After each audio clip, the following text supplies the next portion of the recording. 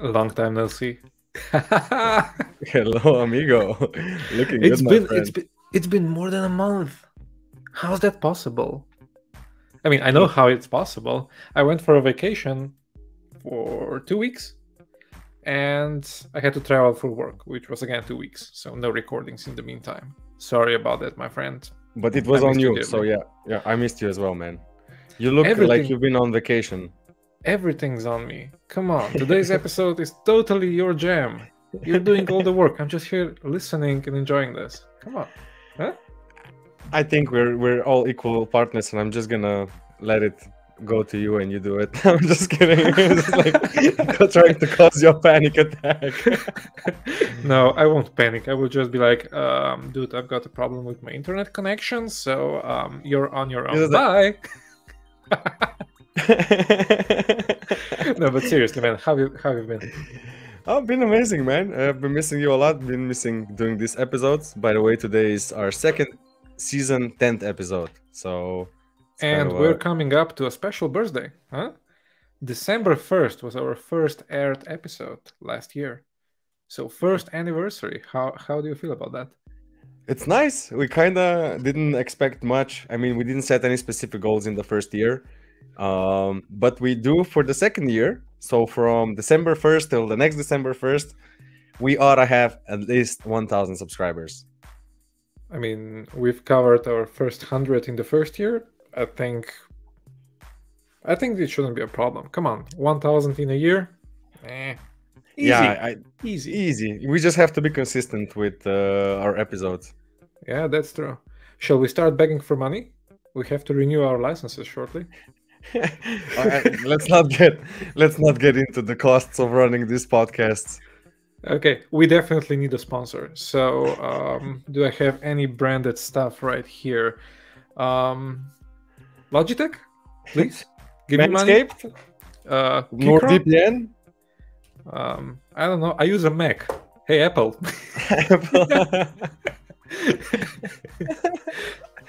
Okay, let's Without stop horsing further around. ado, yeah. Let's not digress. I've got a great title for today. FTX, FTT, WTF. And timeline. But yeah, And that's actually a timeline. great one. That's a Okay, great one. We just have to check if there's any project named WTF, so we don't like include them in this scandal. Anyway, it's gonna make a tremendous Twitter post. It's like Only hashtags. WTF. Yeah, so today, welcome, dear viewers. We're gonna be discussing the FTT FTX scandal that's been going on for the past month. There's been quite a lot of interesting turn of events, and we've prepared a short slideshow to make it more interesting, to be able to keep track of it, which we prepared with the help of ABC News article. No, you should just say with ABC News. That sounds much more ABC News. interesting. ABC News, thank you. And thank They you have for our the back. sponsorship. By the way, Okay. apparently I have been living under a rock for the past month. I mean, I knew that some things were boiling with FTX, but I didn't know as many details as they will be presented right now. So let's just dive in. It's going to be a lot of new things for me. So I'll be asking a lot. Maestro, please let me share my screen.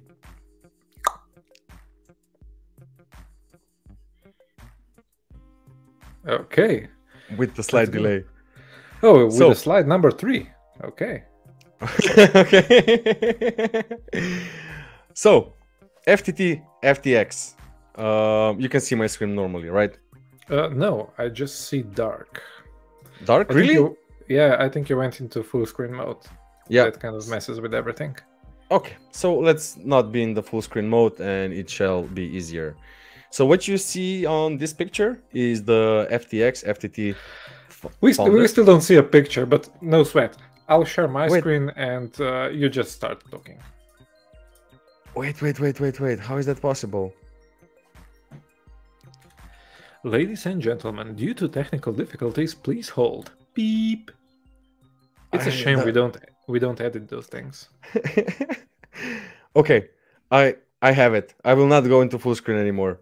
Okay, it works now. Please continue. Yeah, of course it works.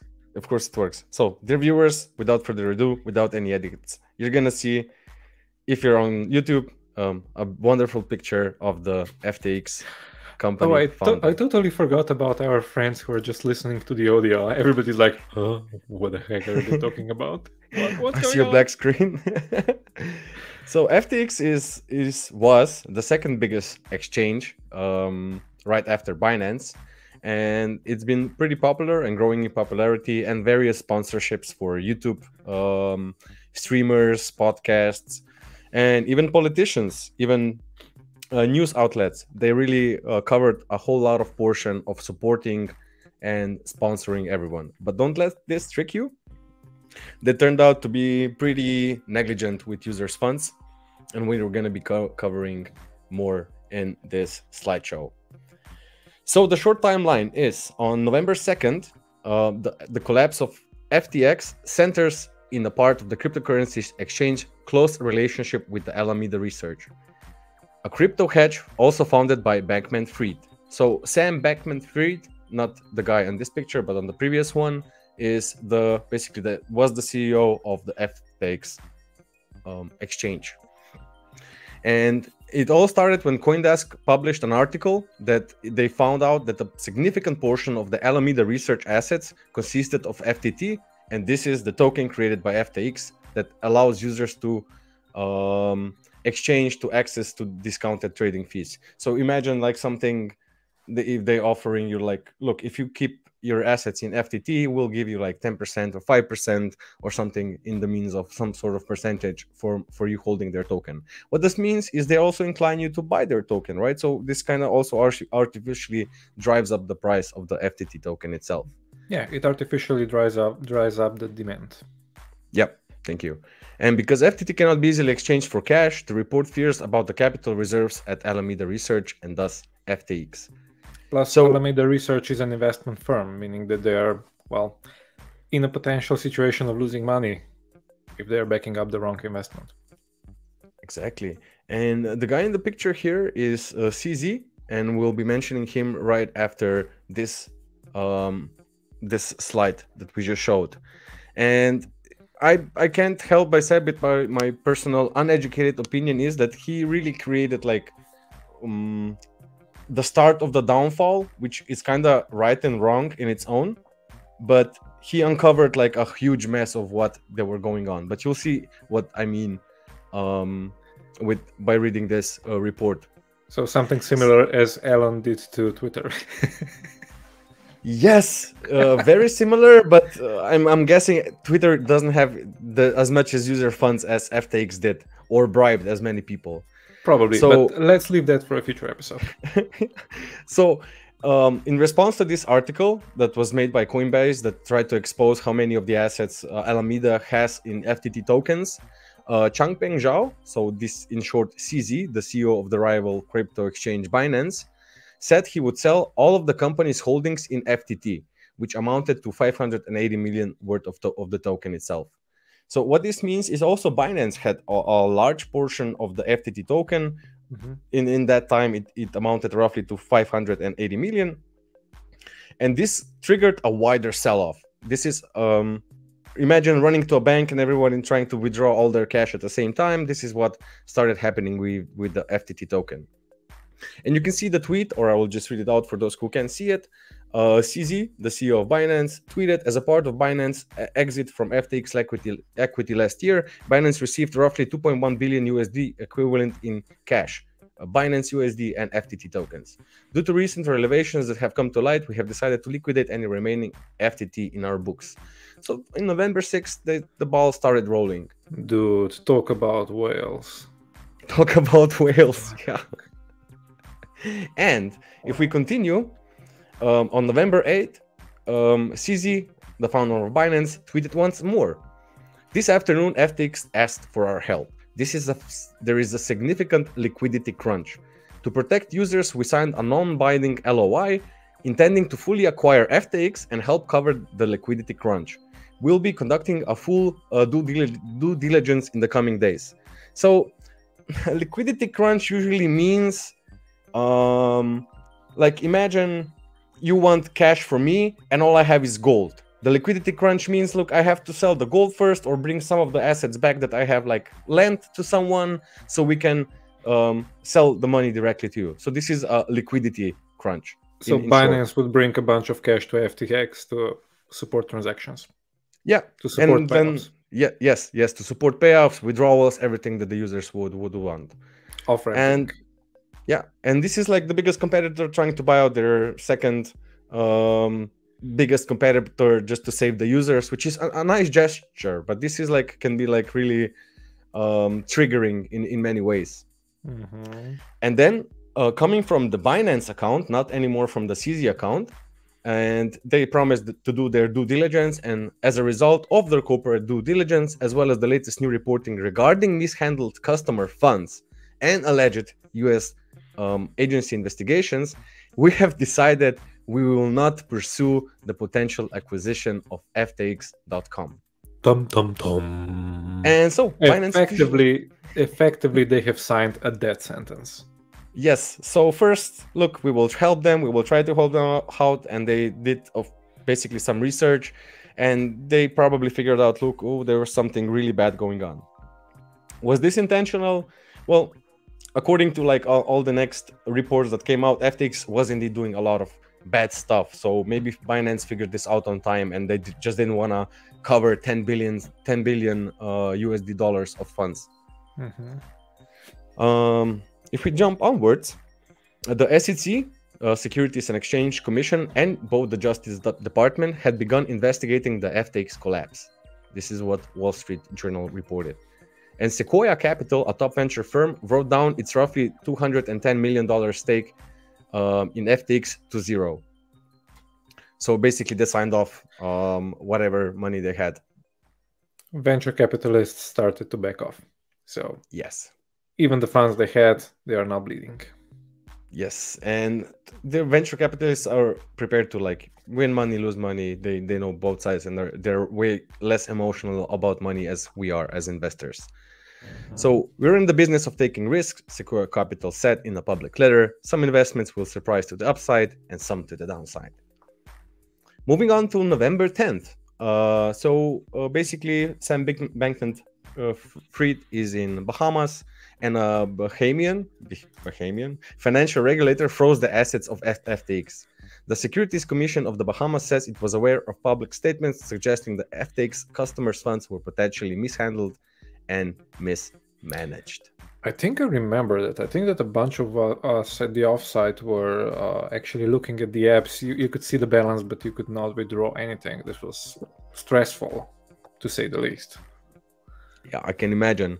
But this like just implying that we're potentially mishandled and mismanaged 2 days or 3 days after Binance backed off from buying it. Yeah, you could smell like a lot of bad stuff starting to unravel. So on the next day, on November 11th, FTX filed for Chapter 11 bankruptcy protections as it assesses the value of its remaining assets. A company announcement said Bankman-Fried resigns as CEO and was replaced with Johnny J. Ray III, who steered disgraced energy company Enron through bankruptcy proceedings in the 2000s. So Enron bankrupted in like one of the largest corporate mishaps in the history of humankind, and they hired the same guy to try to steer away the company in a better position. That guy, Ray III, I think that he led a bunch of companies through bankruptcies. I believe Nortel Residential Capital, Overseas Shiphold. I mean, the guy specializes in insolvency cases. Yeah, so the immediate relief of Chapter 11 is appropriate to provide the FTX group the opportunity to assess its situation and develop a process to maximize recoveries for stakeholders. By the way, we have a fun fact. You can see it at the bottom of the screen.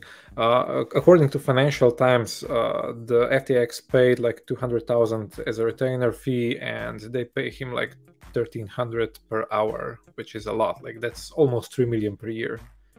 I mean, he's got a tough job. He's got a tough job. You cannot say that. But if they can't afford to pay out the users' funds back in any means of sort, it's surprising that he has $3 million per year. Oh, come on. $3 million. What's that? Okay. So, on November 12th, the Wall Street Journal reported that FTX lent customer deposits to Alameda Research to help meet its liabilities, and top executives at Alameda Research were aware of it, raising further scrutiny about the relationship between Alameda Research and FTX. So, as Coinbase initially just stated that the connection between the two, throughout the report, you see that FTX and its, like, let's say, subsidiary connection firm, whatever, it's being like more and more exposed into what they were doing. Yeah, what's going on is what I previously said. Basically, the FTX, as a company holding a bunch of money, was lending it out to another sister company who then invested it into, well, risk-prone investments. Yep. With no insurance, that means potential money down the drain. Yes, and FTX explicitly stated in their privacy or terms of service that the user funds were user funds, and they were not like using it to like leverage with other companies or be lending or spending that money, which turned out not to be the case.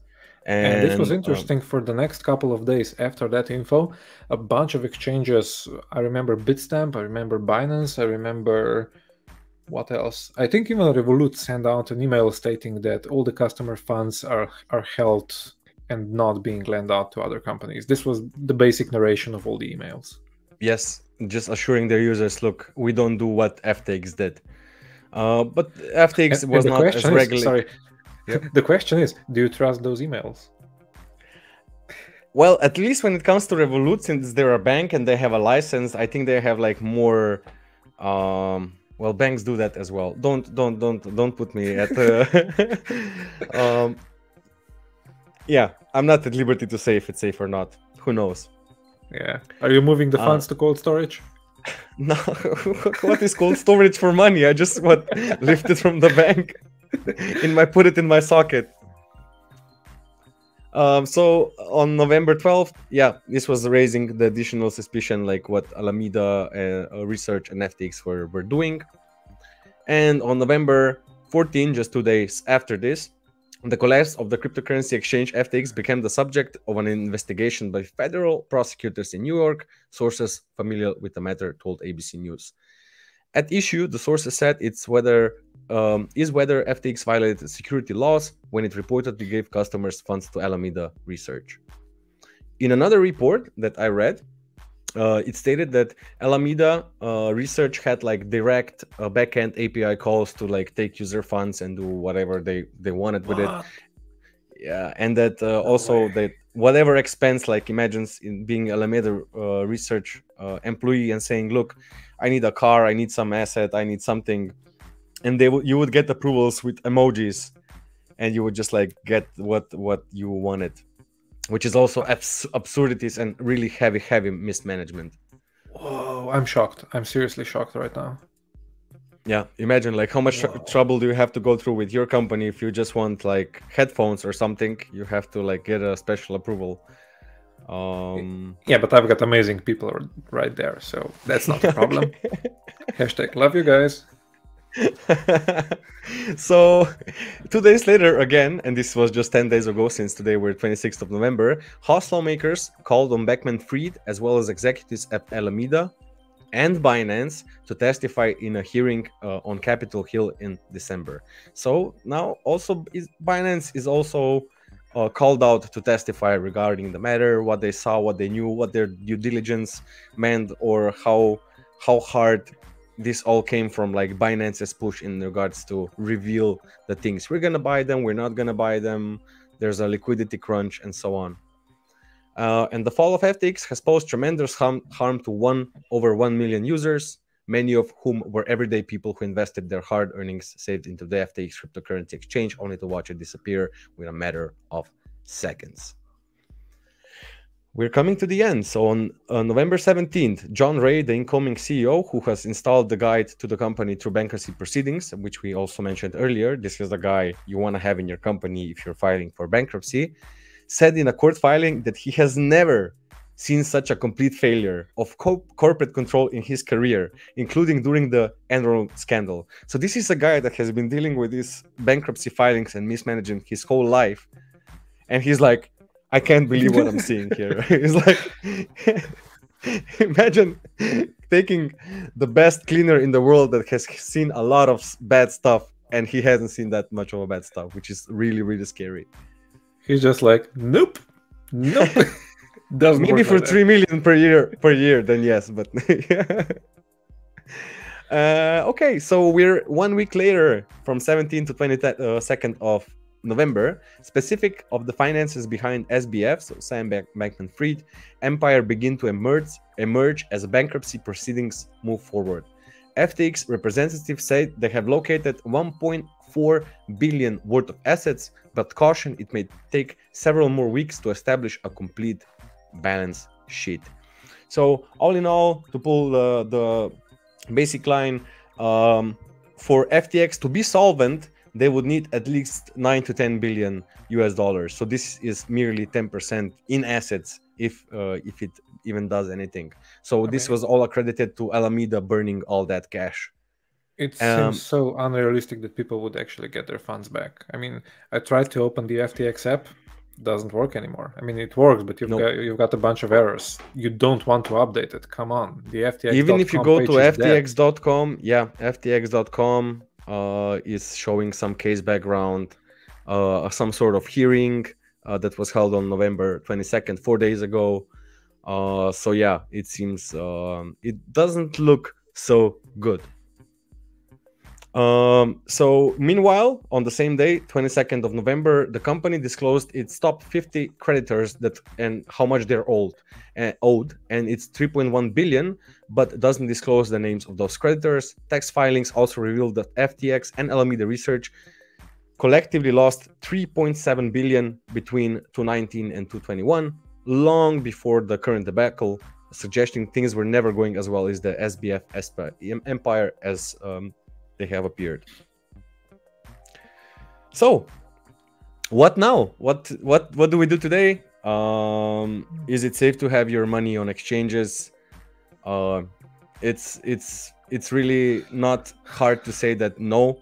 It's always safer to have them in your cold storage, on your Trezor, Ledger, MetaMask, whatever. If the exchange does not provide you with means of way to have your own private keys, it actually means you're not owning the assets. And something that Gasper mentioned earlier, you could be just seeing a number of the exchange, not meaning anything. Like it could say you have 10 Bitcoins, while in reality they don't have them. They're just data that show it. On your Ledger, Trezor, and MetaMask, this data can't be messed with. It's basically the same situation if any of you has been involved in a rug pull.